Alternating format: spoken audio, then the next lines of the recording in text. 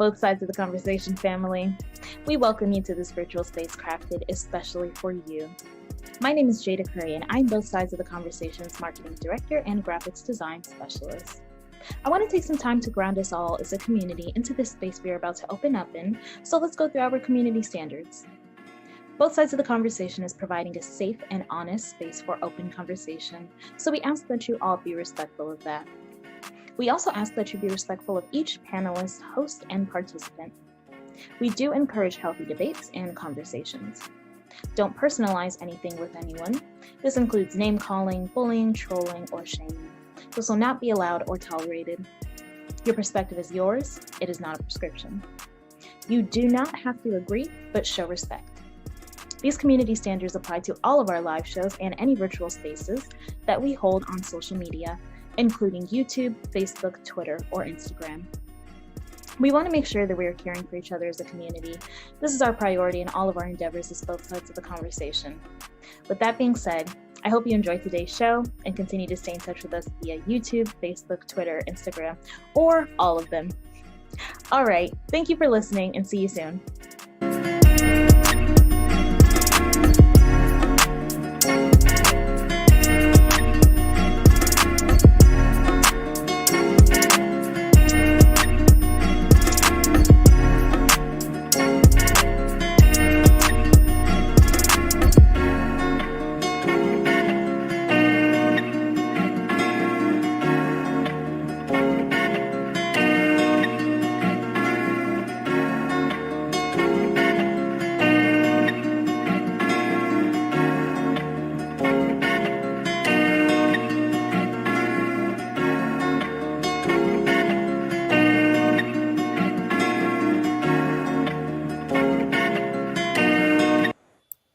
Welcome, everybody, to both sides of the conversation. I'm John Henry, Executive Director. Today is Thursday, so you know what that means. We're going to have another Educational Thursday presentation. Tonight is going to be a powerful conversation with Dr. Monique and Dr. Clifton Hicks. We're going to be talking about suicide in our community. We're going to talk about the continued mental health things that we're trying to address in our community. So I'm looking forward to tonight's conversation. It's going to be a very powerful, impactful conversation for our community. But with that being said, I want to jump into a couple of the community announcements, some of the stuff that's going on in the news, and then get started with tonight's segment. First of all, I just want to say congratulations to the Warriors. The Doves got their victory out there. I know everybody was excited last night. We're going on to the next phase of the playoffs. Also, tonight is a big day for all of the young draftees that are going into the NFL. So there's a lot of families out there who are celebrating watching the draft tonight. So kudos and shout out to those young men who are stepping up and going to the next level. And a lot of those families are happy. So we just want to celebrate them as well tonight. There's been a lot of things going on in the community. And we're just going to continue to uplift and pray for our community folks as the gun violence in our community continues to happen. Some of the things that are, impacting our community day to day are just increasingly happening throughout social media, some of the news outlets. Since we talked about mental health tonight, some of the tragic stories that we've been seeing of mothers killing their kids and different things taking place, the number of domestic violence incidents increasing, the amount of home invasions and robberies in our city has just been going off the Richters. So again, we're going to continue just to pray for those families, and we're going to continue to do our work to help impact those community folks. And that's why it's important that we get the resources, the information, the jobs, the help, the services out to our folks so we can give them other options as we're approaching the summer months here and schools going out. We want to make sure that all of the community organizations that are providing summer jobs and opportunity for our young folks, we want to make sure that they connected and they feel supported and get the support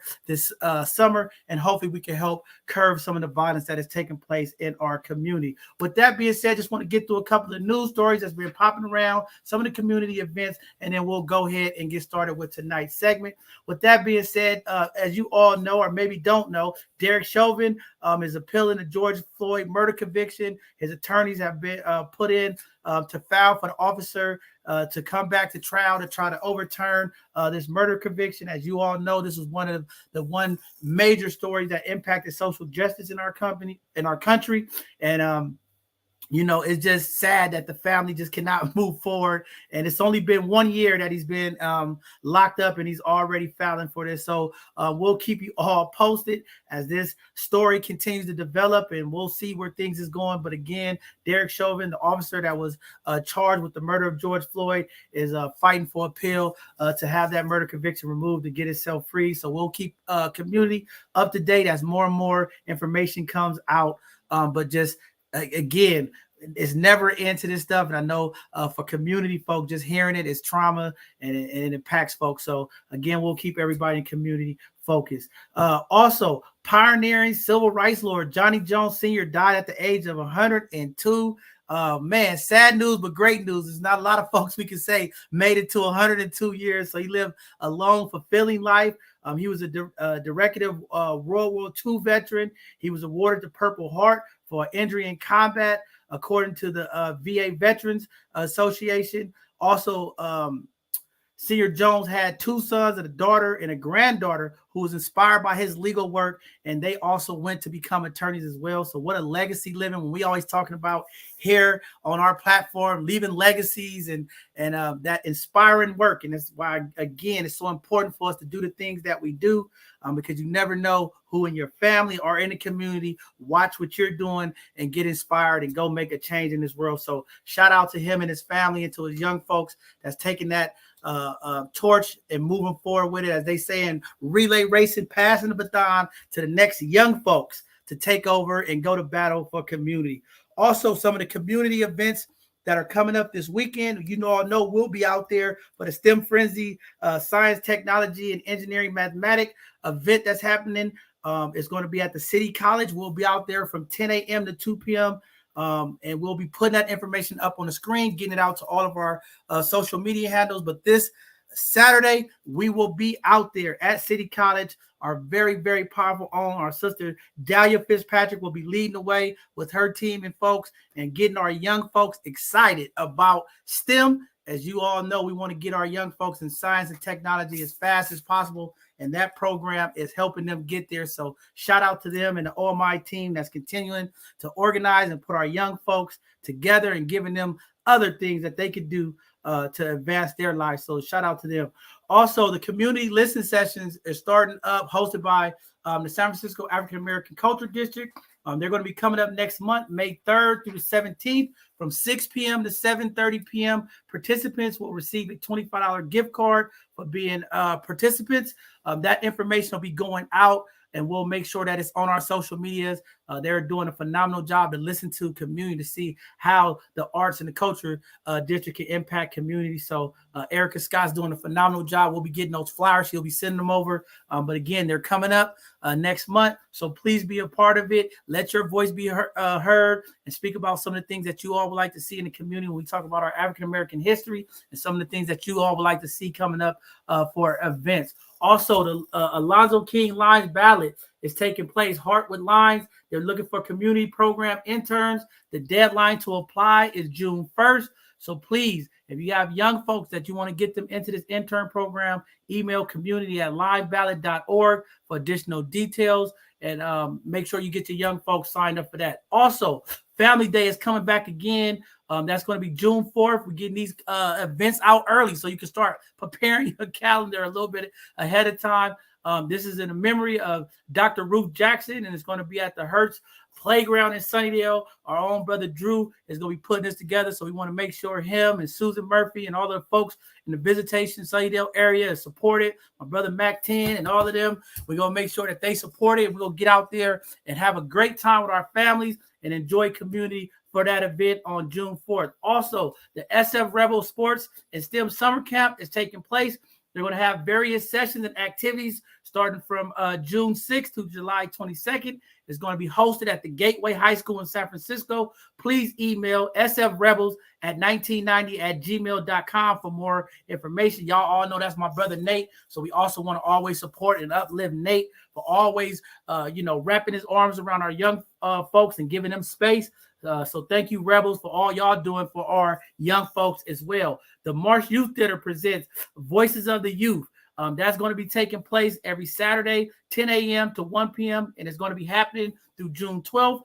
All San Francisco residents may receive a $250 stipend. So please reach out to Rebecca. We'll get that email information up on the screen. And we want to make sure our young folks in the city gets access to that so that they can get a stipend for participating in that as well. For our both sides of the conversation, announcements and support. One, if you would like to support us, as you all know, we are a small grassroots organization who are trying to build capacity.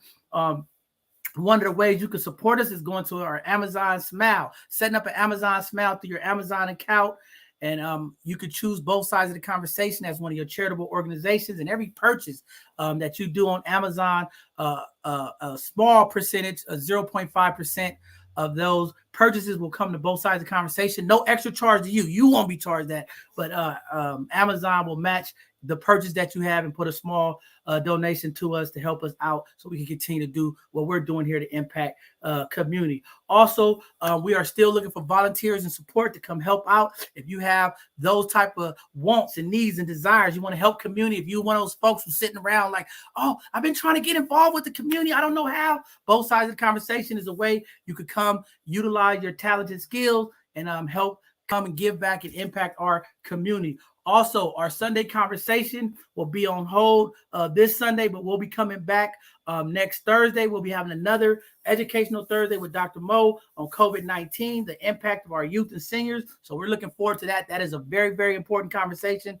Also, the month of May is Mental Health Awareness Month. It's also Mother's Day. So we're working right now behind the scenes, putting some of these shows together. We want to be intentional and make sure that we bring this continued mental health awareness to our community. And then we'll have our Hidden Gem segment this Tuesday again to highlight our Black and brown businesses as well as our community leaders that are doing positive things to impact our community. With that being said, enough of me. Y'all heard enough of me. It is time to get into our segment tonight. We're going to bring up two phenomenal folks in our community that are committed to mental health, health and wellness in our community, always advocating for the people and making sure that we get those services that we need.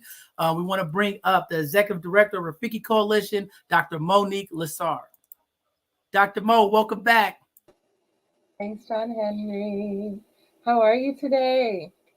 I'm doing good. I'm happy to be in space with you. I'm happy about the conversation we're going to have. I'm just excited. I think this is something that we really have to bring out to our community. So I'm excited. I want to have this dialogue and pick up some more information that we can take back to impact community. Me too. Thank you so much for having us. And I want to get into the conversation with Dr. Clifton Hicks about youth and suicide for our community. I wanted to first kind of set the stage a little bit. Is that okay? Please, most definitely. Okay, so these are some a little bit of information that I wanted y'all to have. So currently, the suicide rate among Black youth, it used to be behind Asians until about 2014, and now every year since, it is now far exceeding all other groups. So according to the California Department of Public Health, 12 of every 100 Black 18 to 24-year-olds died by suicide in 2021. Let me say that again. 12 of every 100,000 Black 18 to 24-year-olds died by suicide in 2020. So in 2014, the Black suicide rate was about 25% lower for both white and lower than Asian students. So right now, our youth are at risk for depression, for anxiety, the pandemic, as we've talked before, all of the racial stress and trauma. But additionally, what we're seeing now is also the homicides, the violence, and so because of the violence and homicidality, we're very concerned. The other pieces of this are, and excuse my slow camera, I'm seeing. Maybe I should try to turn off the actual camera for a moment.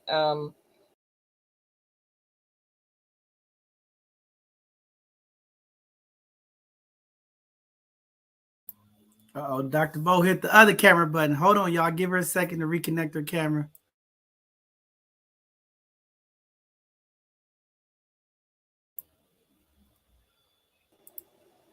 Can you hear me, John Henry? Can you hear me? Yeah, we can hear you now. I'm going to see if this will help just so that I can get these stats out clearly. But what I wanted to say is also for the misdiagnosis of Black youth. So a lot of times what's happening is that for our Black youth who are having schizophrenia and other challenges, they are actually being targeted and actually held within criminal justice system versus being supported and helped.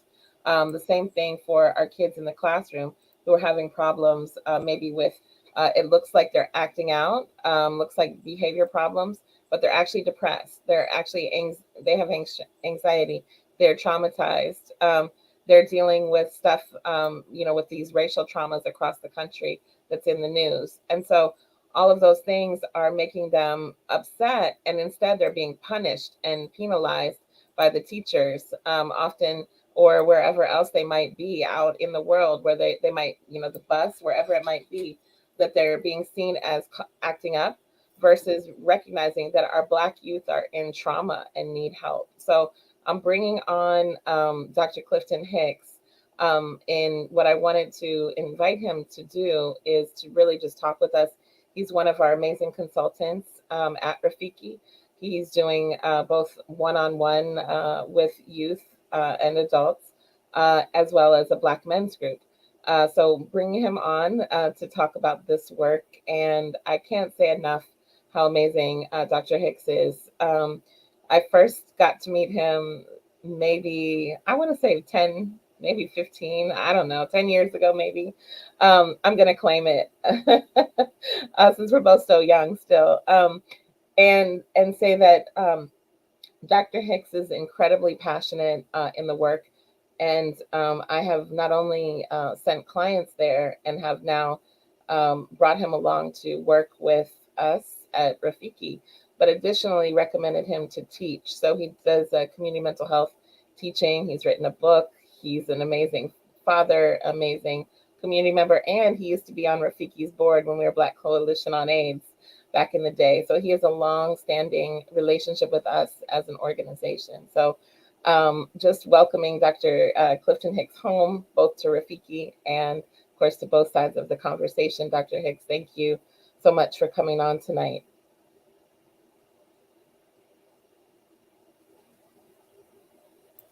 Oh, we can't hear your mic, Dr. Hicks.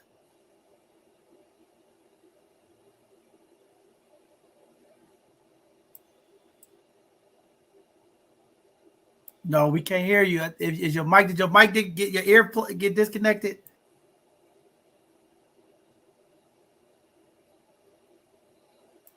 I think he's saying he's going to try to go off and come back on. Yeah, try to go out and come back on. Okay. In the meantime, I'll talk a little bit about what Rafiki is offering.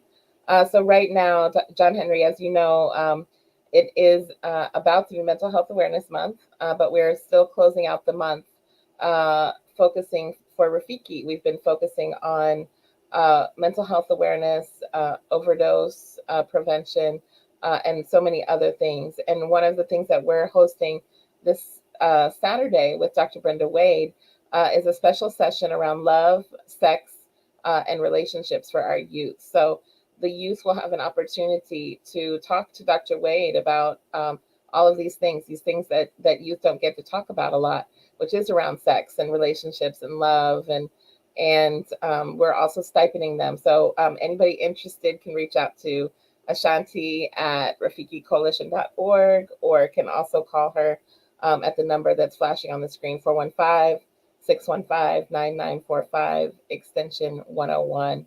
And we also do a lot of other services as well that I'll get into in a bit. I think Dr. Hicks is back with us. We still can't hear him. Try your mic settings. If you look at your mic settings, try to get your mic settings. So as he's working on that, I do want to big up all the work that Drew Jackson is doing for Family Day, and also big up Mother's Day. We will be out in Sunnydale and Hunters Point next week, 2 different days, one on Tuesday, one on Thursday, to do massages for the Mother's Day celebrations in the community spaces. So please come out, mothers that are in Sunnydale and in Hunters Point. At the Hope SF housing. and get your massage on. It will be wonderful. You can also always come out to Rafiki here, and we have chiropractic, massage, and acupuncture. Get a little bit of that stress reduction. John Henry, I think you had some massage last weekend. How was it? Now my mic it was phenomenal. Great event. Nice to see our community folks out there, Dr. Mo. I mean, you all put on a phenomenal event, and having Dr. Joy, just her passion, her love for her people, and being able to get us in that space. I mean, it was a roller coaster. I mean, emotions were high, up and down, but the impact was phenomenal. I know I pulled you to the side a couple times. Was like, man, this is powerful.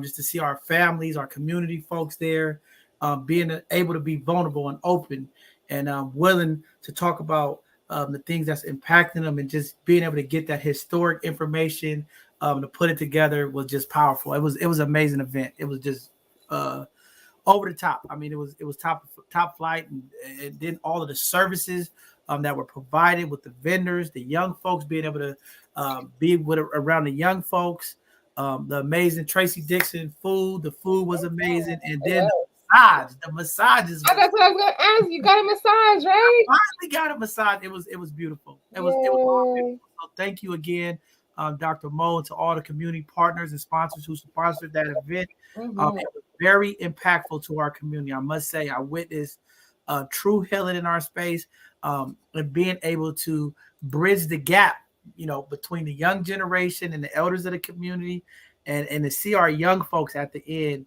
to talk about the things that they need and how they want to be supported by community and from the elders of the community was very powerful stuff. It really was. I really want to thank you for coming out and for sharing all the information. I wanted to share a little bit more about the Black youth suicide, if that's okay, while we're waiting for Dr. Hicks to come back. Yep, we can hear you now, Dr. Hicks. There you go. Okay, please. So, Dr. Hicks, welcome. Well, thank you, Dr. Mo, for that incredible introduction. Mr. John Henry, you are a fountain of information. Thank you for all that. This is great to be back with Rafiki after so many years, and seeing all the great work and the progression from the Black Coalition on AIDS back in the day till now with Rafiki and all the wonderful work you're doing. I'm so happy to be a part of it and be a part of this, can I say, very depressing conversation, but necessary conversation about suicidality in the Black community. I was not aware of the current data, Dr. Mo, on. Yeah, it's terrible. It's really bad. So that just blew me away. But I think the good news is that there are effective treatments, which I'm sure we'll get into in a moment. But I just want to thank you both for inviting me today to talk about this very important issue. No, we thank you as well for being here, and I'm excited. And we're going to let Dr. Mo lead us into this conversation, but I think it's very important. And I hope, community, while you are watching and listening, that you take this very, very important and impactful information to our community, to our young folks. As Dr. Mo said, our young folks are hurting, and sometimes they feel like we're not listening. Yeah. And I think tonight's going to be a great conversation on making sure that, one, the information gets there and that we listen. And I think Dr. Joy said it a couple of times, Dr. Mo, this weekend. We have to listen to our young people. We have to. I know we're the adults and we're older than most of the young folks, but we have to listen to our young folks. Well, and part of the problem is, we've heard it directly out of the mouths of the youth, is that they say, well, you ask me what the question is, but you don't give me an opportunity to really listen. I mean, you don't really listen to and give me an opportunity to speak, especially not an opportunity to speak in the way that I want or need to speak. And that is just, it is so painful. One of the things that I wanted to do, if possible, is I wanted to show the short little clip that I gave you. I don't know if you saw it. It's the new one, and And this one I use specifically around Black boys and Black youth. And I wanted to have us start and ground our conversation with their words.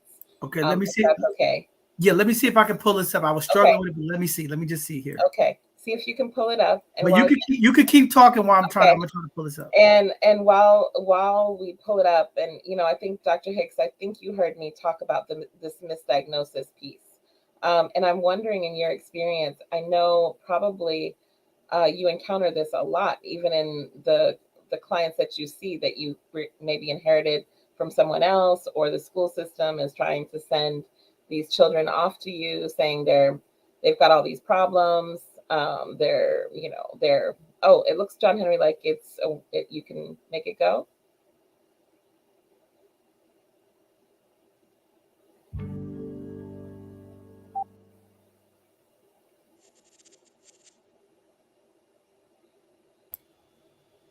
Can y'all see it? Can y'all hear it? Yep. Racism means basically like a large part of a race feels that they're superior to another race. And so not only do they believe that, but they act on it. Examples would be in class. Sometimes I'd be the only Black kid, and we read a book like, I don't know, Huck Finn, and then there's that uncomfortable moment, the magic word come up, and people would look at you and you're like, what's his reaction, and things like that. I was walking home from school with this one white girl, and we just gotten off the bus, and we were almost home, and there were these group of Black kids that just gone out of school. And she was like, oh, let's cross the street. There's a group of Black kids. I don't want to run into them. And so she told me, which I don't even know why she would do that. I used to wear a sweatband, like, just to reinforce my wrist. And I had a teacher come up to me and say, you should take it off because it looks gang affiliated. I've been in situations where, I had to cross the street because I didn't want to scare the white lady that was walking. It would get to a point where I would start to count how many times a woman would clutch her bag. When I was 16, I was leaving my mom's house in my pajamas, which had snowmen on them, with my brother, and we were actually stopped by the police rather aggressively. I've been stopped by the cops on my way between classes because we have two separate buildings, walking from one building to the other building, as my white students in the same class walk by me. It's kind of upsetting because we live in a world where my mom has to be afraid when I walk outside from the people that are like meant to protect me. And I don't like when my mother feels like that. I love my mother. I want her to always be happy. I walk tall, I keep my head up, very, try to be very articulate and polite. And so of course I was like, okay, I'm going to be fine because I act a certain way. And of course that has absolutely nothing to do with it. The way people perceive you, is not up to you. My parents taught me, cops are your friends. You're supposed to, they're here to protect you. But all I'm seeing is the opposite. So how can I not be afraid when I feel like I'm being hunted? When I feel like I'm there to fill a quota? We are in a so-called free society. And as a Black man, we literally don't feel free. We don't know what freedom is. Every time we're killed, the first thing you see on the news is, criminal record or something like that. So from the second the bullet hits us, already we're starting to be dehumanized. With Black people like myself, we don't get as many chances as they do. So you have to be aware and you have to watch out and you can't mess up. This was an extremely emotionally taxing process for me in terms of coming to terms with maybe the nature of racism in my own life and in this country and in this world. And if you wait until somebody is 12, 13, and 14 to put that on them, it can be really difficult. My dad, he's just like the honest one. He's like, listen, son, like there are things in this world, like you kind of have to watch out. He doesn't want me to live in fear, but he wants me to be aware. I want people to know that I'm perfectly fine and I'm not going to hurt anybody or do anything bad. I should be judged about like who I am and like and what kind of person I am. My parents would tell me, especially my mom, she would tell me, you have to endure, you have to muscle through it. And this is no different.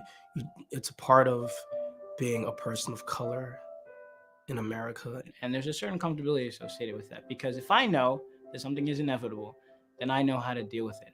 Fortunately, I've had parents who have said, this is what you do. Mom and Dad, I'll be fine because you did a good job raising me. You gave me all the resources and the time, the blood, sweat, and tears to make me a good man, an honorable man, and the foundation to survive in this country. I want you to know that I will act in an appropriate manner and do everything that you told me to do because I do love you. And I know that everything you say is not for a reason and not just to talk. And I love you.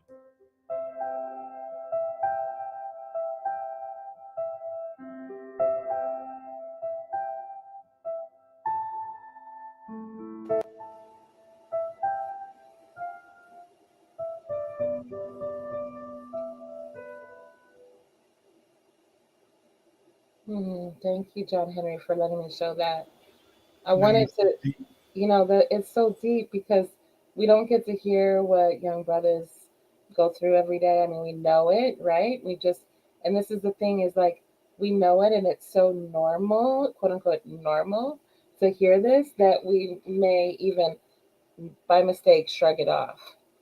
But they're telling us they don't feel like they belong. They feel like they feel invisible. They feel hurt. They feel worried that their mother is worried. They feel sad. They feel vulnerable. And at the same time, I think Dr. Hicks has said this to me and to audiences at Rafiki at our Black Health and Healing Summit before. The kids are great, right? The kids are great. Our kids are beautiful. Our kids are smart. Our kids are amazing. But the point by showing this that I wanted to say is that they're dealing with so much anti-Blackness every day that it rips at their souls and their bodies and their spirits. So, Dr. Hicks, and seeing that and then thinking about the work that you do, I know we were talking about misdiagnosis and all these different kinds of things. Like, what's coming up for you as you're thinking and listening and feeling about all of this? Well, there's so many different aspects to what we're talking about tonight. I'm just reflecting on what these young men had to say, and the thing that resonated for me was one of them said, it's taxing, right? These experiences are taxing. Another young man said something about surviving. This is survival, right? Yeah. So if our young people enter into this world with a healthy self-esteem and feel good about themselves, and I like me, for me, and then they go into school, right? The first major introduction to society, societal norms, institutions. And they're being taxed in a way where they feel like they have to survive. And this is not an episodic experience. This is continuous throughout their academic career. I can speak from experience, and so can both of you, through college, through grad school, through whatever. This is normal. This is a normal. This is a normal experience. It's ordinary, and not in a good way. So those are the things that sort of resonated for me in that piece, which is very beautiful. Thank you. That taxing part, right? And trying to survive it. So, John Henry, what about you? What did you feel? I know this is a topic for you. You talked to me and talked to us in the community about raising a daughter. Now you have a beautiful granddaughter. So you have these little girls, and I want to get into that in a minute. I have another clip about the girls in a minute, but as I'm thinking about this, you're the dad, you're the granddad, Black men taught to be hard. And yet this weekend, I know, you told me you went home and you had to let it go. You had to cry. Do you feel that sometimes there has been a lot of stigma against just being vulnerable to these feelings of like so much anti-Blackness and so many lies and so much trauma? How do you deal with all of that? I mean, whew, it's. I had to take a deep breath on it. This is what our young men are dealing with in our Black communities all across this country. And to folks who are watching, I work real close with a lot of these young folks, and this is some of the big things that they deal with just to maneuver around in community.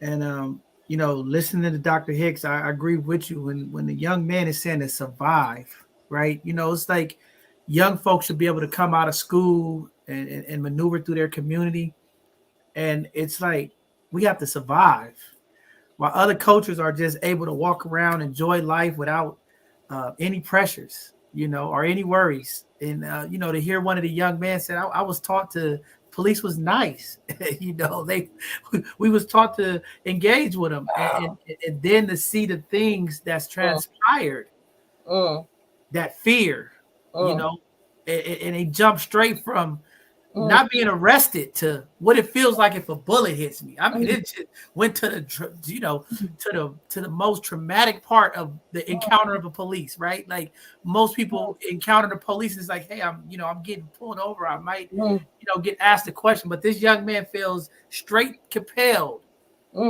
that interacting with the police. The next thing is what does that bullet look like? What does it feel like? So, and the police are supposed to be. And he was saying, the police are supposed to be serving and protecting, right, but clearly not serving and protecting Black people. Yeah, I mean, just a lot. I mean, being a father, and I always commend folks who have sons, because I don't have a son, but I have a lot of cousins and nephews. But to understand that, and not only that, to see over the years the transformation of the impact of women. My daughter being a young lady, and their interaction in life, not only with the police, but in the community. And you think about the stresses and the things that they deal with, but to hear them be so openly, and like you said, Dr. Hicks, the taxing part of it, deep. But these are the things that our young folks, are dealing with. These are the pressures, and sometimes as adults, we get so busy into what we doing as adults, as parents. Sometimes we're not connected. I've been saying this, we have to connect with our community. We have to connect with our young folks. But the amount of disconnect is there. And sometimes, the things that they deal with, we just don't think, that they're dealing with it, or they process this. But, watching that, it just teared me up, Dr. Mo, right here on the spot. Because the things that we do, and I know the work that we advocate for, to bring safe spaces and to bring openness for our community to be able to speak up and to hear this, is so disheartening to know that our young folks at this age, the extremes that they are dealing with and processing in their minds, on top of trying to be scholars, and on top of trying to make their families happy and doing the right thing, like it's a lot. And just being children, right? Yeah. Being children. This is the thing. I'm going to come back to Dr. Hicks in just a second, John Henry, but I want to get into this part, and if you're okay with it, and you can tell me, nah, Mo, no. But this thing about being vulnerable, this thing about crying, this thing about not living in your man box anymore. What do you think about that for our youth? What do you think about that? It was you open up your feelings, and you recognize, because all those things, first, primary emotion, anger, sadness, as a girl, I have been socialized to be sad, right? Somebody makes me mad, I cry, but I'm really mad, I'm not sad. But then sometimes I'm sad, and not mad. But sometimes for men, I think men and boys are taught to be mad, not to be sad. Don't cry, don't be a little, be a little man, don't let them see you. Don't let them see you cry. Don't be a crybaby, man up. What do you think about that, John Henry? And then I'm going to come to Dr. Hicks, because I know he works with kids all the time about this, I'm sure. Oh, definitely, Dr. Mo. I mean, you hit it right on the spot. I mean, from the time I was born, and I can remember as a young man, my mom, my dad, anytime there was emotion or upset about something, hey, don't cry, man, don't cry, boys don't cry, suck it up. And that stuff sits there with you. And, you know, what I experience is years of suffering in silence, having emotions, can't show my emotions, just silent. And it impacts you so much, the weight of holding in all of that, the amount of stress that it puts on you, because you have to always be this like superhero, right? You have to always be, this military soldier type. Like, Yep. me and my cousin, we talked about the way our family was built. Like we was built as soldiers, right? Just emotionless, detached from it. And it's very interesting and powerful that you asked me that, Dr. Mo, because I was very open with community that I didn't really start that journey into years ago, and actually to be vulnerable, to speak up about the things that would impact me emotionally. It started with Dr. Mo's group. Remember the Thursdays? Powerful Thursdays that you always you wouldn't show yourself feeling any kind of way. Right. It was hard. I would be in this space with folks, and folks are opening up and emotional. I was just like, man, I can't do it, right? And Dr. Mo said something one time, and she was like, you have to release it. And she's like, we hold so much stuff in, and it's okay. We have to release it. And one day it all came out. And I think I was inspired because we had Larry speaking, and we had Jermaine. Yes. And this is what I was talking to Dr. Hicks earlier about, is that vulnerability. And I think coming to that space with Dr. Mo, feeling comfortable, seeing other Black males be vulnerable about their emotions, and it was okay. And I didn't hear nobody in the group say, suck it up, Nope. you a man, right? It gave me power. And, that's when I started my journey of continuing to do that work, talking and being open and speaking, right? And I was like, I felt ashamed because when I was sad, I was crying, I can't speak about it, right? And that helped me and gave me courage to really uplift my voice. And then I started seeing other folks in the community needing that, and they would say, man, if this brother can open up and talk about it around people, I can. And I was telling Dr. Mo this weekend, to see our folks in those healing circles, right? To see the cameras moving around, but folks still being open to talk about it was so powerful. Because to really heal in our community, we have to see folks who look like us, who are vulnerable and open. They need more Dr. Hicks. They need more John Henry. They need more Dr. Mo. They need more community folks.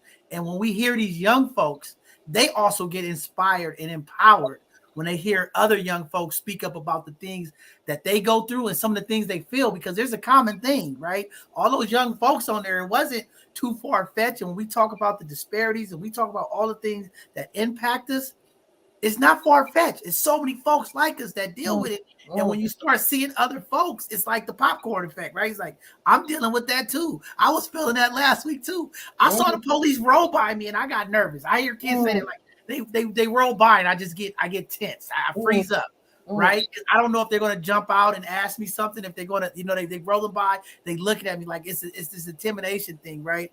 So very powerful stuff, Dr. Mo, and that's why I always thank you for creating that space. And I was like, we got to get that back, because it was a space for folks who are dealing with things just through word, through family, through community, right? And just to be around folks and just like, man, open up and be able to speak is very, very powerful. So definitely, I believe in it. And, Dr. Mo, I'll never forget those words you said after you said we have to release it. And that's where we came with the healing process begins with communication, right? Because you got to get it off your chest. You got to say something. And I remember you said also sometimes you have to just sit there in silence and breathe. So, very powerful stuff. But definitely vulnerability and being able to speak up and like we said earlier, that testimony of what you're feeling, what you're going through, and be able to put that out in community is so powerful. And I think this is why these conversations energize our community. What took place this weekend with Dr. Joy, that moves the conversation and narrative. And I just appreciate, you for that again, Dr. Mo, because I felt that power. When you talk about the energy of people, that energy is just something you can't remove. You can't. It was there, very powerful. I mean, to see folks emotional in one setting, smiling and laughing in another one, tensed in another one, and all in the name of healing and love and uplifting. I mean, it was beautiful. Dr. Hicks, what have you been? Oh yeah. Your story, Mr. Henry, is powerful because it highlights how even when we're together, we're in our silos until somebody takes a risk, right? Somebody is brave enough. Somebody finds the courage to disclose and present their vulnerability, their concerns in the way that they wouldn't otherwise in a group format. That this phenomena called universality begins to take hold, because based on your story, because of what you did, other people said, "Oh shit, I get down with that. Let me say something," and then someone else, right, said, "Oh, me too. Yeah, you too. Yeah, okay." And so then that shared experience becomes open, right? Now we all know that we all have been through a lot of the same stuff, and now we can share. But that moment, that process only happened because you had a healthy relationship with Dr. Mo, who said, "Hey, you're going to be all right." Right? Yeah. So here we get back to this idea about relationship and how we relate to one another or not, right? How young people don't feel heard by adults, right? And so that is a manifestation of, what are we calling this? Toxic masculinity? Is that what we're talking about? But I call it different. I learned in San Quentin, I call it the man box. Okay, the man box. I don't want to call any man toxic. Okay. And I think that's a bad name. Toxic masculinity is not the right, or I don't want to say right or wrong, but it's not effective for the conversation. So let's say man box, that we're all, frankly, corporate women of all colors are put in the man box too. Be this way, don't cry, do this, don't smile. Keep it real, be business-like, be one of the boys, whatever all that means. So anyway, go ahead, Dr. Hicks.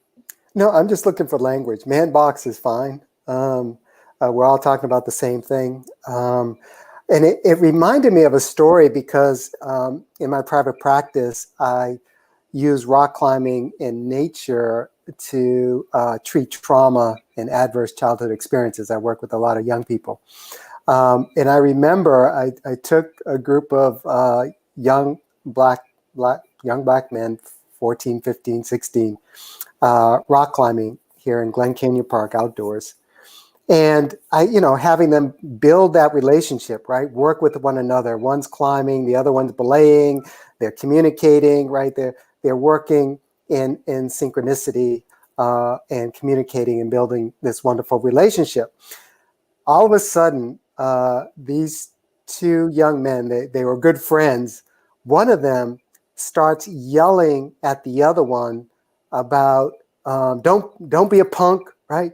Don't be a pussy. You could do this or whatever he was saying. He was just all in his mud. Called him out. Yeah, calling him out. I'm like, what are you doing? Right? Why are you berating him in my mind? Right? Why are you berating him and treating him this way that I didn't view as a particularly healthy way of relating? Right? But what he said, I had to stop and check myself. I had to think about it a minute, because he said, I said, well, why are you doing this to him? He says, I'm doing it to protect him Mm, from the realities mm, the of society. mm, And I was like, oh, damn. I mean, that I never thought about it that way, right? mm-hmm. So I share that because I think there is an intentionality Yes, in the man box to put yes, people in the man box to protect yes, our young people, right? yes. That we need to appreciate in this conversation. Oh my God, Dr. Hicks, when I was working in San Quentin as a volunteer in the Kit Kat, uh, basically it was juvenile lifers, and I will never forget my first group with these brothers. Um, we all, and then I think it was all, yeah, I think it was all black.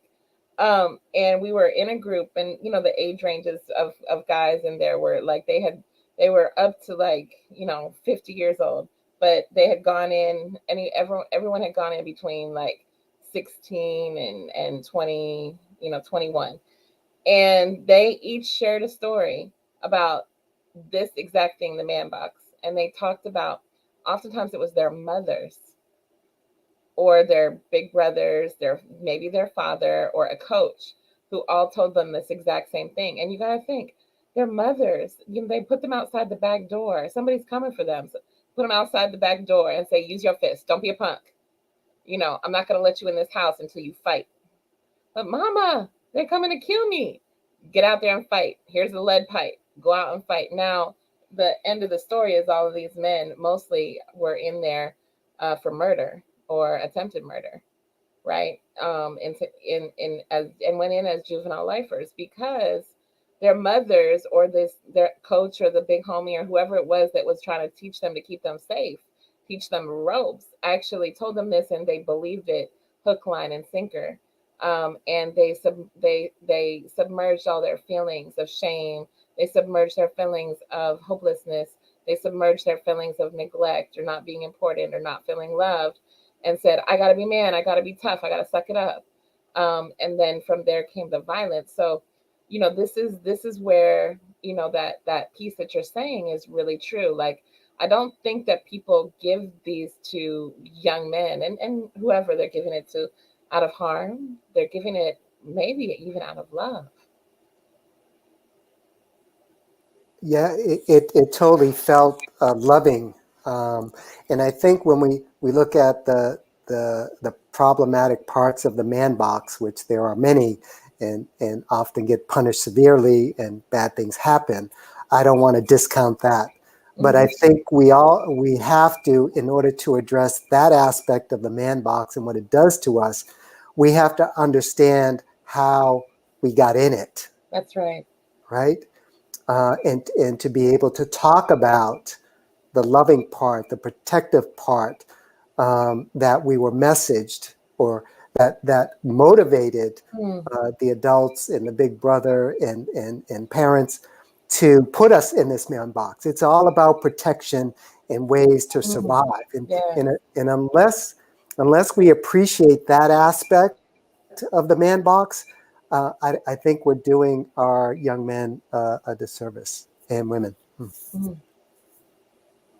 Wow, so deep. Yeah, one of the things, before we get to the other video, Dr. Mo, I think I have it up. You know, hmm, that's a lot. When we talk about, because we're talking about also not only just the mental health, but when we talk about the suicide, Yeah. um, the signs, Dr. Hicks, if you could walk us through that for community folks that's watching, what are some of the cries for help? Because I think so many of our young folks on social media are crying out for Yeah. help. Yeah.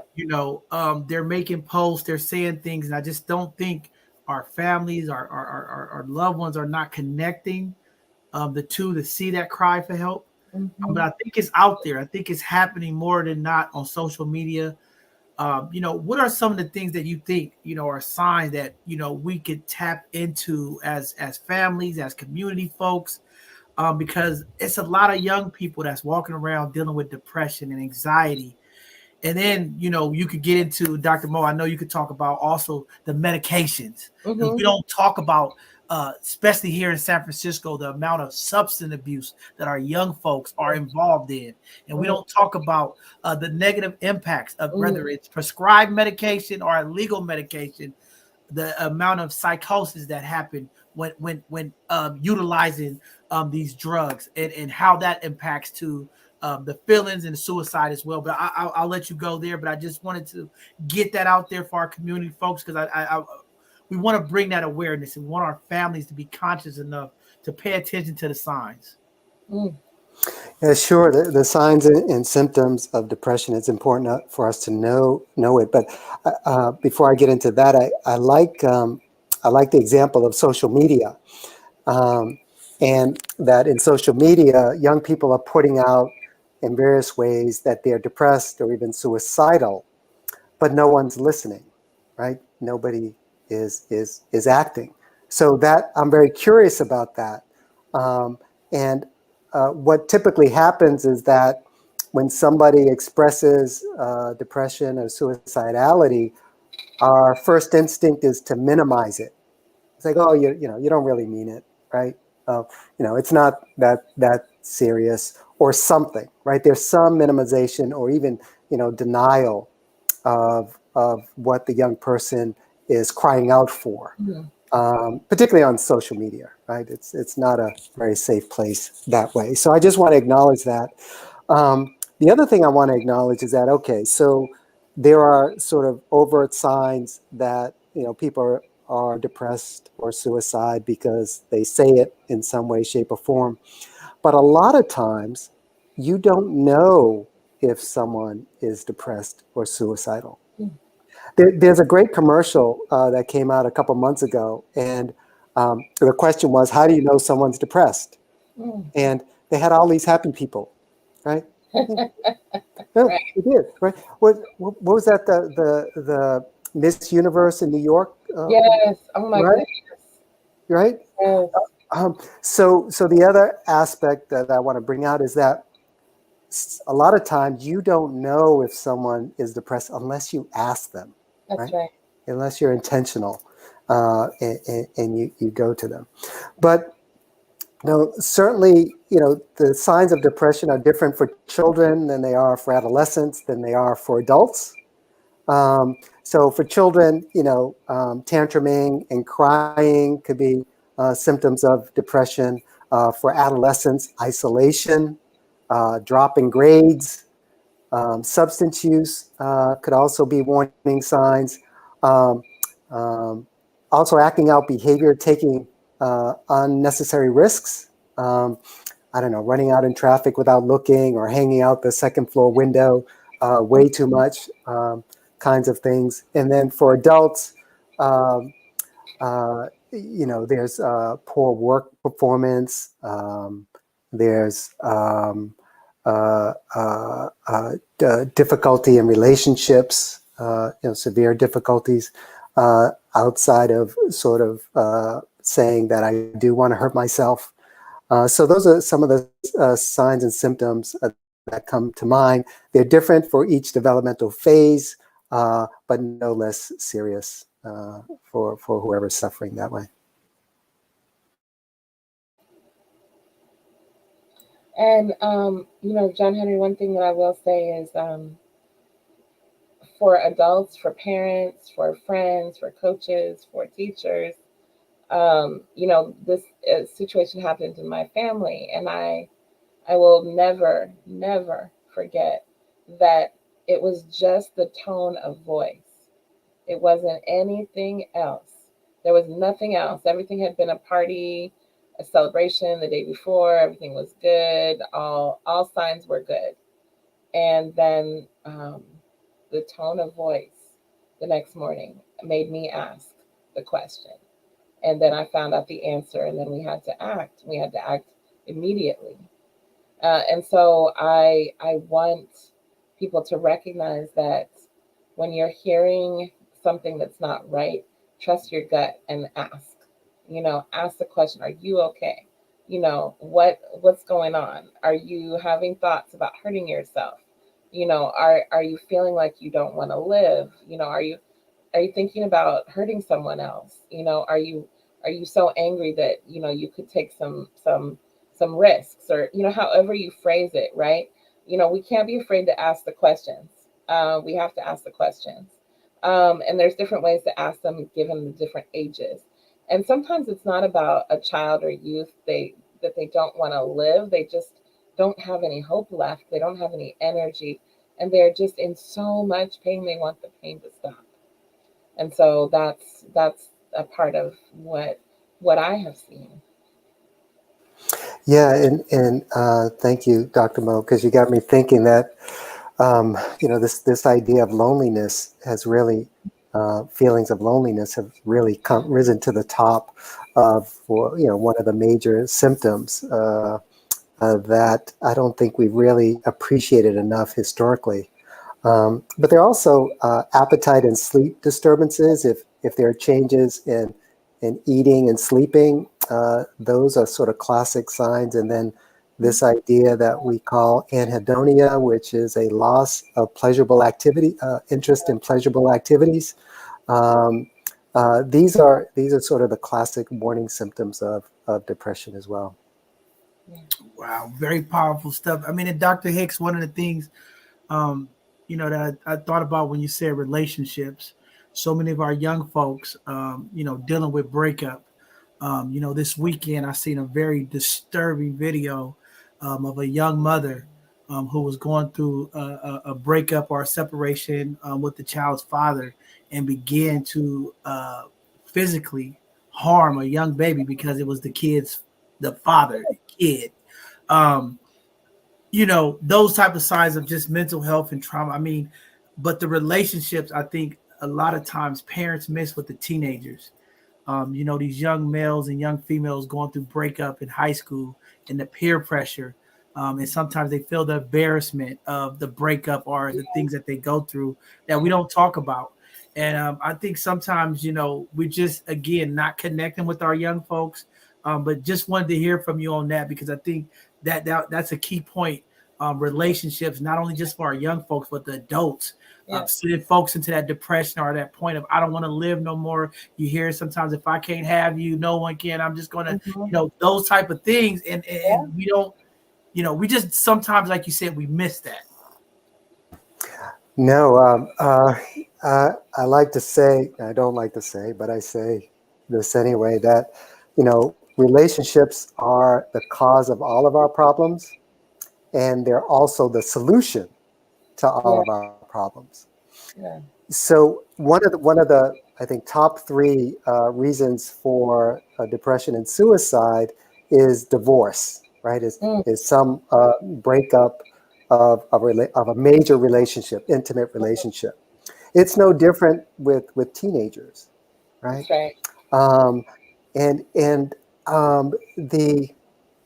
The loss of a loved object, or the rejection we feel, right? It depends who breaks up with who, right? If you break up with someone, yeah, you're cool. You're like, I don't want to be with you. I'm cool. But if someone breaks up with you, you feel some kind of way about that, right? Yeah. And we are social beings. We need each other. And so when we are rejected by someone, we in an intimate relationship, that's going to affect us. So again, I think particularly for teenagers, when there's a breakup in a relationship, we tend to minimize it. We say, oh, well, you'll find another one, or many fish in the sea, or something, without realizing the potential devastation that individual may be feeling. So I just want to highlight that a breakup is a major, major life stressor that could lead to depression and suicide. And with COVID, we had so much isolation. And now there's so much. I saw a meme. One is, this was for adults working at home. It said, for adults working at home, you got depression. For adults going back to work, it's anxiety. right? And so all these folks are feeling all kind of ways. You imagine adults with as resources as we are, but you imagine these kids who also have had the same struggles. Maybe, you know, they've gained weight or they've lost weight, or they don't have any new clothes because they haven't gone anywhere in a long time. You know, maybe the parents have lost their jobs. Maybe, you know, their family is struggling financially. And then you have, they don't have money for the hairstyle or the, you know, the purse or the backpack or the thing that there's, you know, the new phone or whatever it is that the other kids have. And then there's all this bullying that is going on and the cyberbullying. So, you know, this feeling of belonging, you know, our very first feelings of belonging are in our family with our parents or caregivers, right? And so if we feel somewhat secure there, that's wonderful. And so parents and family members, be very careful about how you speak to your children, because these are the internalized messages that they have for their entire lives about their worth as a person. And then teachers are then the next, you know, teachers, pastors, you know, other community members, coaches. These are the ones who have the minds of our babies next. And they need to be very careful about how they approach it, because if it's perceived that a child is being teased or shamed or left out or not special or not worthy, they internalize those feelings. You know, and then, you know, as you said, the next group is their peers, right? And so the peers, how the peers treat each other is then how they internalize their value and their meaning in the world. The next one is their love relationships or love objects. And, you know, so, you know, let alone have, all of the other things working, but then that love relationship or that first sex relationship, or not being ready to have sex, or being, God forbid, being molested, or having had been abused, you know, all those feelings of mistrust and isolation and then self-harm are things that we look for, you know, cutting, picking at your hair, picking at your face, you know, picking at your nails, you know, these scratching, you know, again, my family member, you know, picks at their skin. And this was a big part of it, of their anxiety. And so we have to really look at those kinds of kind of obsessive behaviors as ways to say, I'm not okay. Something's wrong. You know, I'm not okay. I need help. So all of those people, all of us, we are a village. We are a village, and we need to make sure that as we're doing this, we're making sure that our village members and our children are being, you know, as we say, given put ups, not put downs. So it's like one of our amazing practitioners, Dr. Phyllis Hubbard, said it like this. I don't know if you were here last time, Dr. Hicks, when she said this, but she said, you know, when you're a little baby and you're learning to walk, we all go, yay, oh, that's okay. If you fall down, oh, that you're doing so good. But, you know, as an adult or as a child or teen, we start to look at them and like, well, what's wrong with you? Why didn't you do whoop, whoop, whoop, and whoop? You know, versus that love of like, hey, look at what you did. Like, so look, where are the put ups? Where's the props? Where's the flowers? You know, we need to make sure as a community that we're giving those props. Yeah. Excuse me, Mr. Henry, go ahead. No, I was just saying definitely. I mean, I was just saying definitely. Oh yeah, absolutely. And you know, you got me thinking. You know, the daughter, the son comes home with you know, 4 A's and a C, and the parent wants to know what happened with the C. Right. Right? 4 A's. Look at you! Wow. You got 4 A's. What? Yeah. I'm just disclosing in my house what goes on, but that's a different thing. Exactly. I know you do that. But you describe, you know, the psychosocial stressors impinging upon the functioning of any of us, right? Mm-hmm. If you just had one of those psychosocial stressors, you know, you're ass out. Yeah. But our community has multiple ones at multiple times, right? So the treatment, you know, we really need to take a look at the person in the situation kind of approach to understand, well, what tripped you up? How did you get here, right? What is going on around you, in order to really understand this idea of depression and suicidality. But you also pointed out that we're talking about, depression, suicide, anxiety, trauma, as if they're separate things. They're not. That's right. Right? They are all related to each other. So pick one. Which one do you want to start with?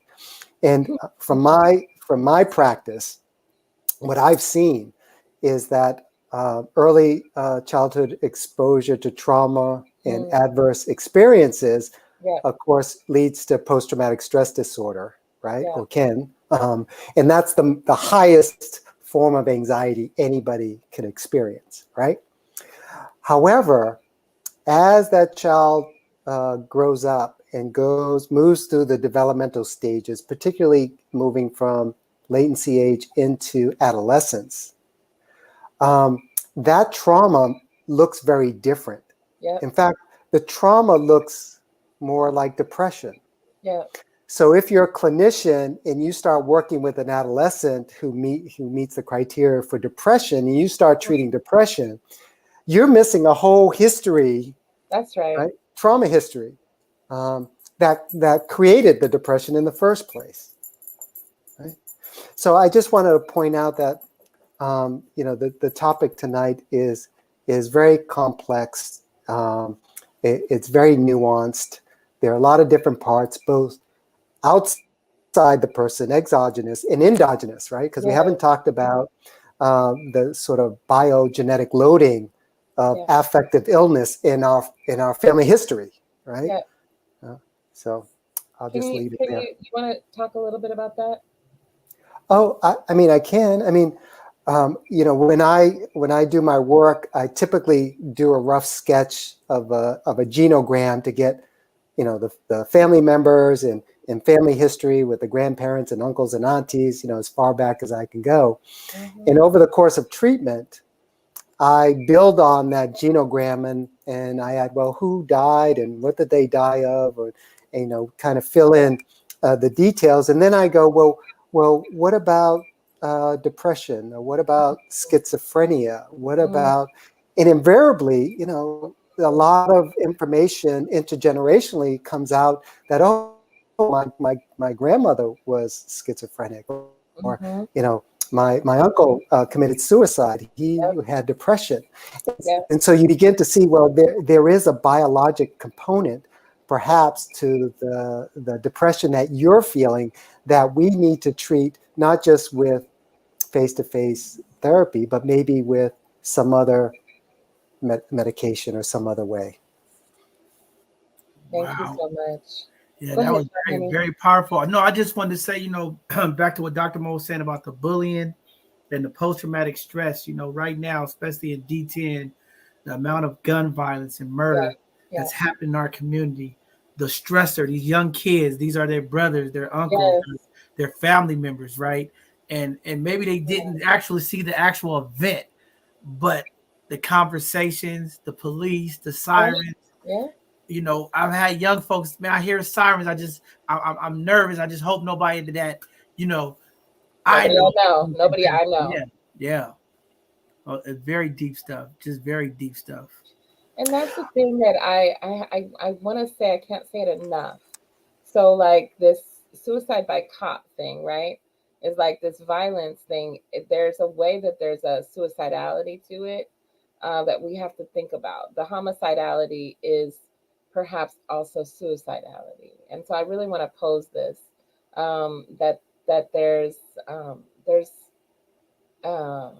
there's more to the violence than just anger management, right? It's not about just that. It's about these other social determinants, these other things that Dr. Hicks talked about, which need to get sort of addressed. So there's the prevention. So Dr. Hicks, let's talk about some prevention. Let's talk about some healing.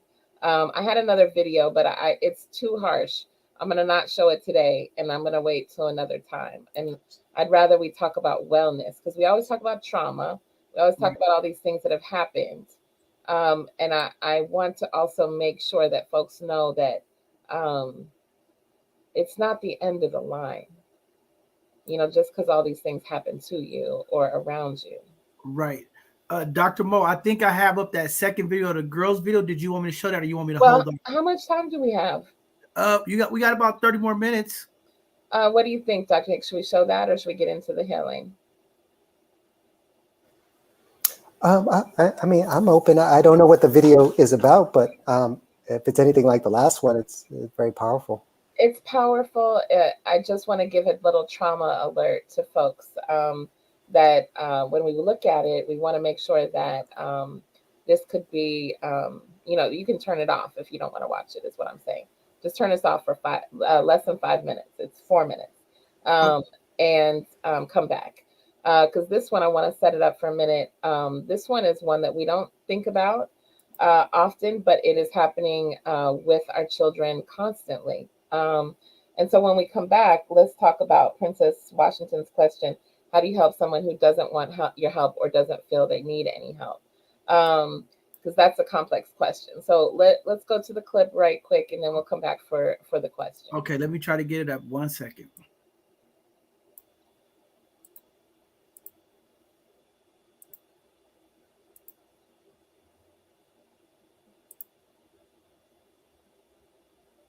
Will it work? Shows black girls are much more likely to be punished in school than white girls. Time and time again, we've seen disturbing videos of school resource officers and teachers using violence to punish young black girls. As part of our School Matters series, we spoke to a 13-year-old who says she was dragged outside and left in the cold by her teacher in the second grade. She's featured in a new documentary trying to ensure this does not happen to anyone else. Extreme punishment of black girls in schools is more common than you may think.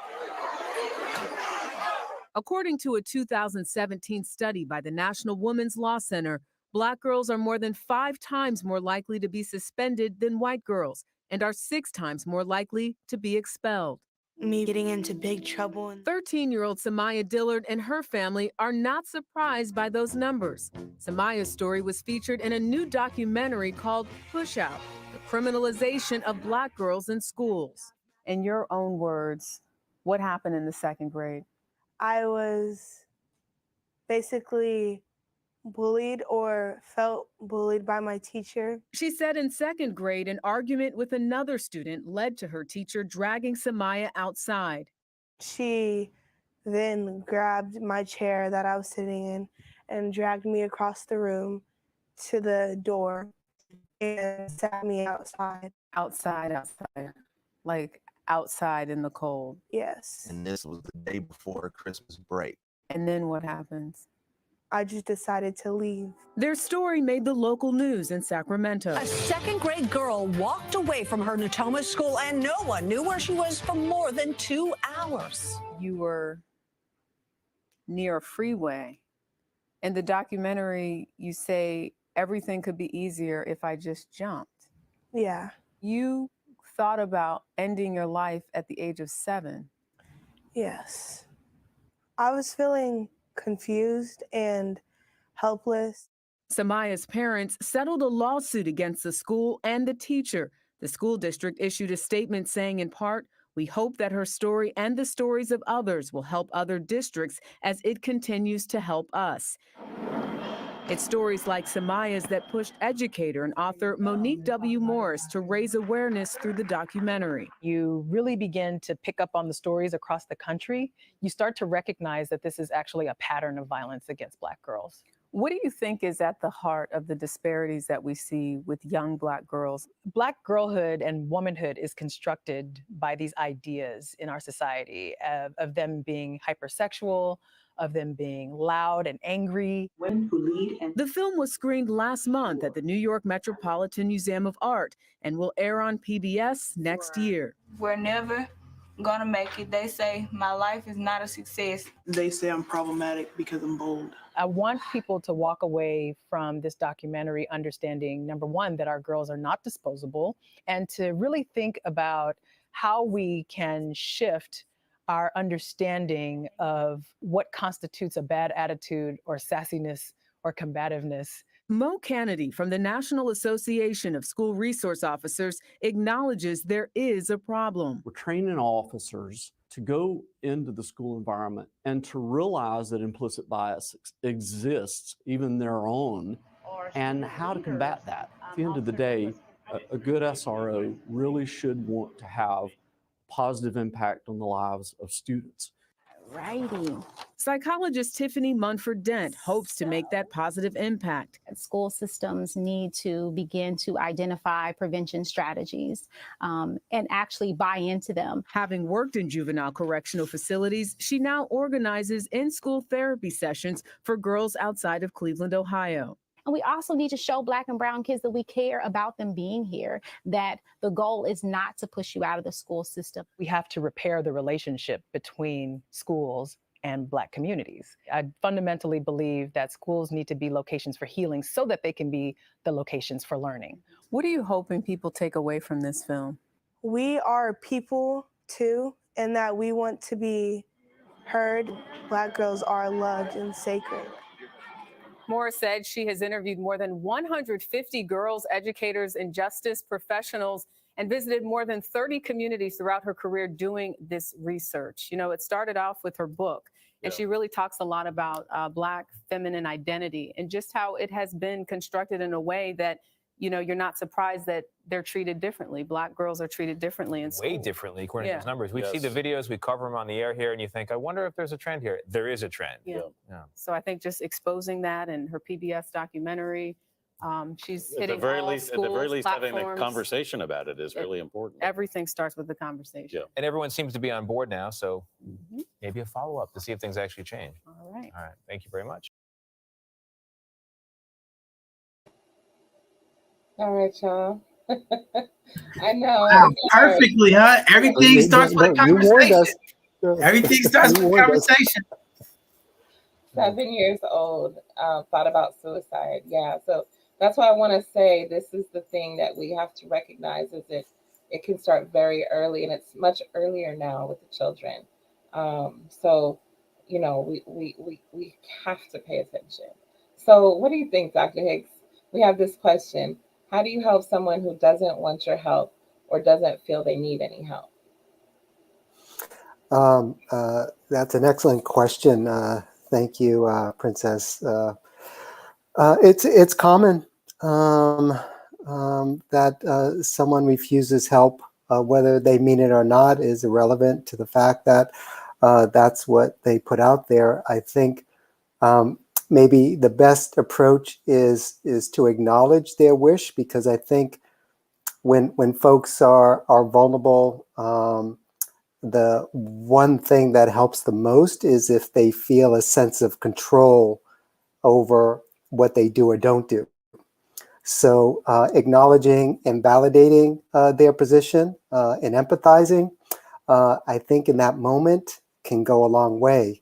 That being said, I know acknowledging and validating and empathizing doesn't really feel comfortable to people. You know, whenever we hear something like that, we want to do something. We want to be proactive. But really, you know, just I think hearing the person, making the person feel heard is really a good starting point.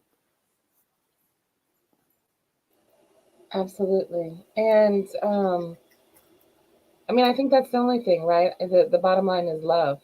So when you even when they're acting however they're going to act, we love them. It doesn't mean that we let them push us around and treat us terribly, though. It means that we love them, and we say we love them and we're with them, but we also set boundaries on what is appropriate with them. So I guess what I'm trying to say is, if somebody's yelling and screaming at you and it's not safe for you physically or emotionally, I imagine you're not talking about a child right now, that you're talking about adult. But if you're talking about an adult and they have capacity to take care of themselves, then clearly you need to set boundaries and take care of yourself. And you can say when you're done with this behavior, come back. I love you, but this is not acceptable behavior. And then when it's a child, what do you think, Dr. Hicks? Kind of similar, but we also have to make sure that the children are physically safe. So maybe you can speak to that a little bit in terms of how you advise parents to make sure their children are safe when they are when they're not feeling safe and they're not feeling okay. Yeah, the number one job for any parent is to make sure their children are safe. That's not a debate. And children, don't have the autonomy that an adult has. So, as a parent, if your child is at risk, you need to grab them and hold them and make sure they don't hurt themselves or anyone else, or do whatever you need to do to make sure they're safe. Particularly if they're actively doing something that puts them at risk. So that is a major difference and distinction I want to make for adults. It's a little more nuanced kind of thing, but we still want to do whatever we can to protect the ones we love, and sometimes we may have to do a physical intervention to keep them safe. I'm not discounting that, but short of that, if somebody is feeling a certain way, I think acknowledging their pain is the way to go, and offering to come back, or do you need additional help from someone else, or something to that effect, can be very effective in the moment. Yes. Thank you. And right now we have a new, what we're calling skirt in San Francisco. And it's basically, it's a crisis triage. So there's a line, you still have to go through the 911, but I'll put it in the chat in just a second. We're trying to get them to change it from the 911 into another line. But with this skirt team, it's a street crisis intervention team. They'll actually come out to where someone is and doing an intervention out on the street if there's a problem. There's also the crisis hotline for adults. There's crisis for children. Those are some other ones that can be mentioned as well. We just want to make sure that that you have the resources, so I'll put them in the chat. But there's also this other piece that someone is mentioning now, which is, how do you make sure that schools are safe with our children? And I think this depends on your situation. If you can go to the school, if you can talk to the administrators, if they know who you are, they know you're concerned. You ask them, what is your plan to make sure that you are not dealing with stereotype threat with our Black and brown children? What is your capacity to deal with that in the classroom? How do you make sure that the teachers, that the guards are not stereotyping our children? And you ask them what the active plan is. If they don't have a plan and they can't name it, then that might be a problem. And then in that case, there's different, I don't want to tell you to take your kids out of the school system, but there's homeschooling, there's other types of routes, there's Black schools, and there's other ways to think about educating your children. And this is me, I don't have children, so I'm saying that, but for folks who have to get up and go to work every day, this is a huge concern. And so I think it's really being at the school as much as you can, making connections with everyone, writing all the letters that you need to write to make sure that your kids are safe, and finding and building an allyship with other parents in the classroom, other Black parents, if there are any other Black parents, and making sure that that you listen when your child says, my teacher doesn't like me. If your child is saying, my teacher doesn't like me, my teacher isn't fair to me, listen to them and not just assume that there is something that your child is doing something wrong or making up a story. Wow.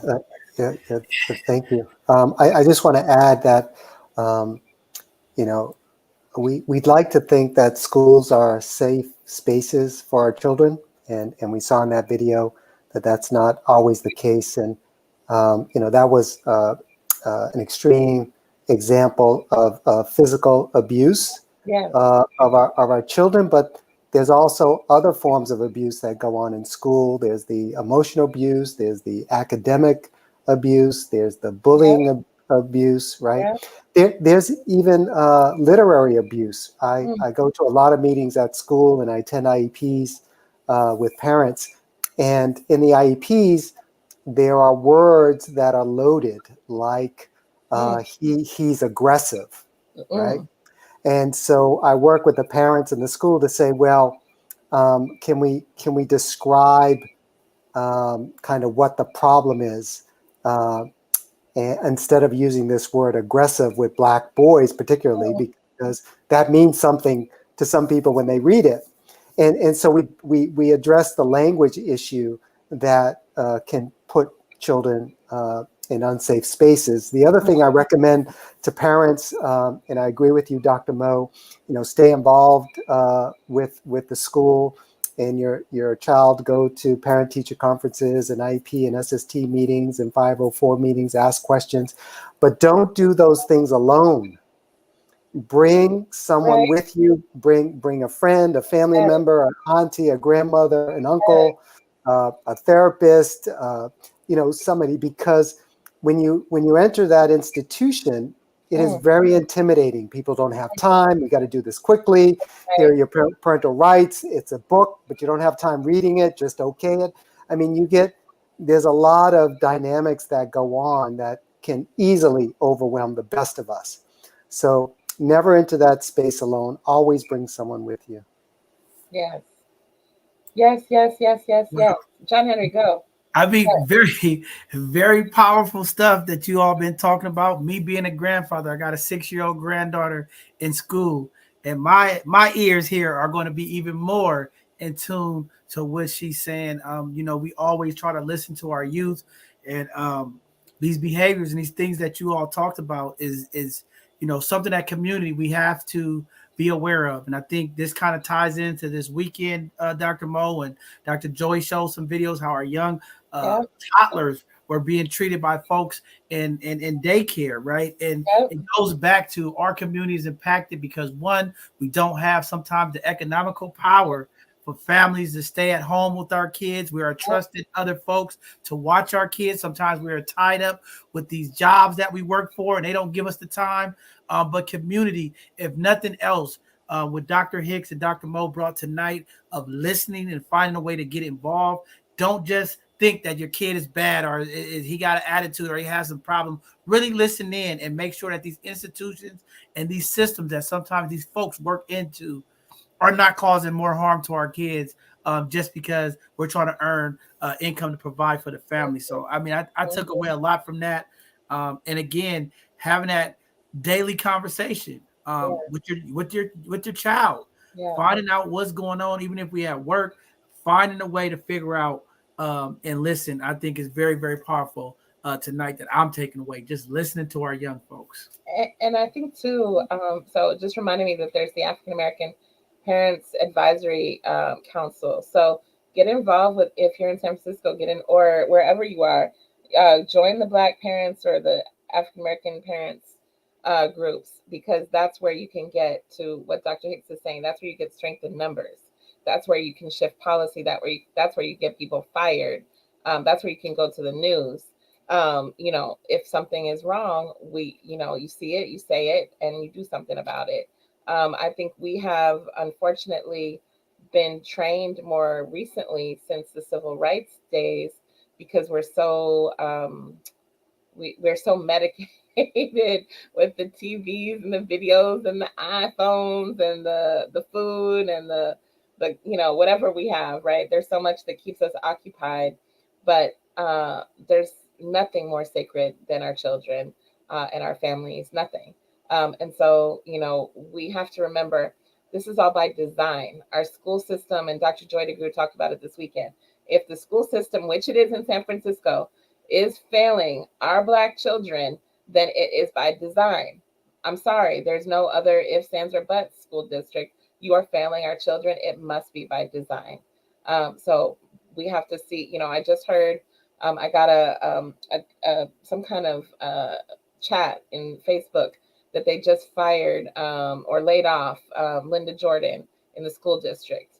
I'm furious. Miss Jordan is the one person I've always known in the school district that since I've been working in San Francisco with our Black children or families that has done something. So it is unacceptable to have laid off Miss Jordan. I don't know what has happened, but I am furious. So make sure that you are really speaking out when you see these things happening, and support the teachers and the staff, Leticia Irving and other folks, that are working with our children, and work with the Ali program. We just met with them last week, the African American Leadership, and we're working on how do we get more mental health services for our children. So we are not giving up. Our providers are on fire. So Bayview Y, the Mental Health Services Act, Homeless Children's Network, Third Street Youth. These providers, these people care. The other people on other sides of the city, I know they care. Uncle Stank and Collective Impact and Booker T and all of those folks care. So, we just have to really push. Dr. Davis, she's an educator before she was, the queen goddess of everything that she is now. She's a teacher. We love our children. We have to figure out ways to push the school district to do better. So I just want to name all of those things. So I keep talking. Y'all need to need to say something. No, that's good stuff that you highlighting and pushing that up. And then you see the comment here from somebody watching in the community. Sharon, thanks for that. Again, that's just what we're trying to do. That's what Dr. Mo's trying to do. We're just trying to be intentional to have these conversations that sometimes we don't have in our community. We also want to bring the resources. And again, I'll run through all of the suicide prevention hotlines, the youth crisis line. I'll get them back on the screen before we end tonight's segment. But again, this is what this Educational Thursday is really about: educating our community, bringing the awareness, highlighting some of these things that impact our community, and then finding solutions and talking about it, and then trying to provide those resources so that if you are out there, if you have a family member that's affected, or if something's going on, that you'll have that eyesight and that awareness to act. Again, this is all about putting things in action, in motion. Because again, we're losing too many of our young folks in the community, too many of our adults in the community, and we're just missing it. Like Dr. Hicks said, we got to be able to identify when, as much as we can when folks are going through something, especially on social media, especially when folks are dealing with difficult breakups. A lot of times our women in the community speak more to each other when it's about breakups. But we got to watch out for the males as a community as well. When people are going through stuff, we just got to tap in and check in with them and make sure that they're doing well. So very powerful stuff, Dr. Mo. I want to give a shout out to Dr. Hicks's book, Let Me Be Me, Helping Children Heal After Trauma. It's on Amazon. I have my copy signed by our local hero. And check out this book. I find that a lot of books, well, Dr. Hicks, maybe you can talk about why you wrote it and how to use it. Oh, yeah. And I think this gets to, as we're wrapping up, it gets to your question a moment ago about interventions, treatment and interventions. The book was written, Let Me Be Me, Helping Children Heal After Trauma, was written with the idea that early intervention and treatment is a major cure. So I work primarily with children and families. And so what I work to do with children is to help them to develop the language capacity the emotional vocabulary index, if you will, to describe what they're feeling. And so the book really allows children to practice through big pictures of different emotions in a sort of limerick kind of cadence, kind of story, where they can practice talking about naming their emotions. So I hope it's helpful. It just came out a couple of months ago in February. February. It came out of this year. So early intervention is my go-to plan if I were to pick one for treatment. Wow, very powerful. Again, we definitely want to do prevention. Too many times in our community, we are reacting to things. And I think prevention is the most important part of all of this. We want to find it early. We want to address it early. If you have loved ones going through stuff, we want to make sure that intervention is happening. And we're speaking up for the folks who sometimes don't speak up or sometimes are silenced by the things that are taking place. So, just great to have you both here tonight, and just have this conversation. I think it was very powerful. I see a bunch of folks saying that they want to watch the video. Dr. Mo, thanks for always being intentional with the videos and messaging and information to make sure that our community is getting. And Dr. Hicks, just thank you for highlighting some of those things that you talked about today. When we talk about this suicide, when we talk about the mental health, the impact of our community, it is real. It is something that is prevalent and happening in our community. We need all of our families of the community to be aware and watching out for what's going on when you are in the schools. Parents, teachers, be observant as you're dropping off your kids, even if it's not your kid. Just be observant of the behavior of some of the staff and different folks around, because those could be signs of things that may be going on in our school systems. To all of the parent advisory committees like APAC and to the parent committees, please get involved. Find a way. We have the technology now where even if you can't physically be there, people are able to do things on Zoom and different things of that nature. But we have to find a way to connect with community and, the folks that are doing the work within our school walls. So great conversation, powerful. Again, you all can rewatch this. We'll have it up on our YouTube. But Dr. Mo, Dr. Hicks, before we let you all go, if there's any parting words that you want to give to community feedback, or you want to shout out anybody, this is the time to do it. I just want to let you both get away to part out our show tonight with something that you want to give back to the community or anything you want to uplift. Dr. Hicks? Thank you, Mr. Henry. Thank you, Dr. Mo. I think there's a lot of hope that we should be aware of. There are a lot of resources in the community. Probably more than we know. Certainly, I learned a lot about the resources that are available. Access them. Give a call. Send an email. Find out what's happening. And get the support you need or the support someone you love needs too. Yes, and I think there's two things. Dr. Joy DeGruy often talks about the theory of triadic influence. And what that really means is, breaking it down, is that sometimes it's if you work with the parent, or you work with the teacher, or you work with the big homie that's impacting the child, that can even be more effective sometimes than working with the child, because it is the environment that the child is in that is impacting them.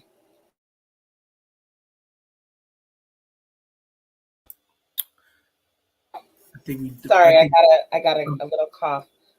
So I wanted to make sure that folks know that if your child or even if your partner is having problems, sometimes go do the work yourself, because that can also impact your loved ones. So it's not always about getting what's wrong with them.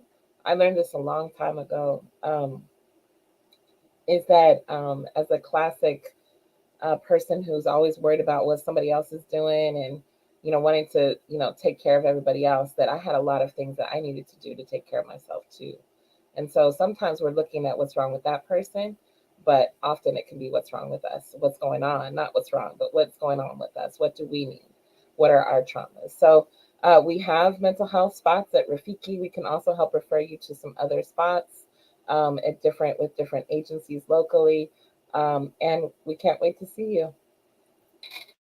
All right. Thank you again. Also, Rafiki is having Dr. Brenda Wade. If you guys would like to be a part of that, reach out to Ashanti. The information is up on the screen. There's a $150 stipend for it. Also, their mental health coordinators. They are doing some phenomenal stuff. They have a lot of services. Please go to the Rafiki Coalition. Check out the services that they provide for community. Like I said, I took a massage this weekend. I felt so much better. Even going through Dr. Joy's segments, it was emotional, but just getting that massage just to relax and, just come to that space. It was definitely great. So just want to say thank you all for tuning in. Tonight's segment was very powerful. I know some of the videos that were showed touch people and it rubs things in people. And I hope that all of you tonight, if you have young children, if you have been inspired by anything that was said tonight, those videos is something that we should bring to our young folks to the dinner table tonight or in the morning when you're dropping them off to school, and check in with your young folks. Make sure that everything is okay. Make sure they're not being bullied. Make sure that they're not dealing with anything with their teachers, and make sure that we're listening as adults. Great information tonight. Again, all of the information is up on our YouTube. You can go back and follow. You can reach out to us, and we'll make sure that we get those resources and information. Again, Dr. Mo named a number of organizations that are doing that work. The Baby Y, Thirsty Youth Clinic, Human Homeless Children Network. There's a number of phenomenal folks here in the city, as well as across in the East Bay. For all the folks in the East Bay watching, please take the time and let's listen to our young folks. Pay attention. You never know who is suffering and might need an intervention. Be that person to step up. And I hope this conversation tonight uplifted that light and that all of us are willing to step in when we see somebody struggling. So with that being said, community, we love you. Our next live segment will be next Tuesday for our Hidden Gem segment as we start getting ready for our Sunday conversations coming up for the month of May when we talk about more mental health, Mother's Day, a number of things that we're going to be covering. And we have some powerful conversations coming up throughout the summer months. So looking forward to connecting with you all. Please go to our YouTube, go to our Facebook, hit us on our social media handles. If you haven't subscribed to our newsletter, find out what's going on. We're always sharing out all the information. We'll be out in community this Saturday with the STEM Frenzy, working around the kids and watching them do their thing at City College. So hope to see you all there. And again, go to Rafiki Coalition for all your mental health and wellness things that are needed. They have some services that you will definitely want to take advantage of. Again, thank you, Dr. Mo. Thank you, Dr. Hicks, for giving up your time tonight. Just want to say, continue to keep pushing, and you are in our prayers because, again, in this type of work, it is so much and it's draining to see all of the things that we deal with that we just need that community love and support and uplifting. So thank you all. Thank you, community, for tuning in, and we'll see you all again soon on our next live show. Have a blessed evening, everyone, and be safe.